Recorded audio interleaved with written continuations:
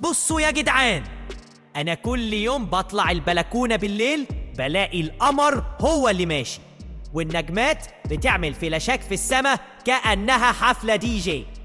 إنما تيجي ناس تقولك يا جاهل، أنت اللي بتلف حوالين الشمس والقمر كمان بيجري حواليك، بس أنت مش حاسس.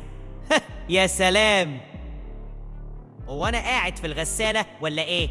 يعني الشمس واقفة محلها كده واحنا بنلف زي الكورة في ملعبها؟ طيب ازاي لما ببص عليها الصبح الاقيها طالعة من الشرق وماشية للغرب كده قدامي؟ هو انا اللي بلف زي العجلة السريعة وانا نايم ومش واخد بالي؟ انا لو بلف كده كان زماني كل دقيقة. يا دكاترة ناسا، انتوا ليه دايما تقولوا عكس اللي عيونا شايفاه؟ هو لازم عشان ابقى متعلم قصدك ان انا اللي بدور والنجوم والشمس قاعدين بيشربوا نسكافيه وبيبصولي؟ انا والله بس بسأل يا ناس، مش قصدي حاجة والله، بس يعني معقولة كل حاجة حواليا بتتحرك، الشمس القمر النجوم، وتيجي ناس تقولك البس نظارة وتعلم الفيزياء؟ وفي الاخر يا صاحبي، اشترك في قناة هاروت اكس عشان عندنا اسئلة لو وصلتها لناسا هيشدوا في شعرهم.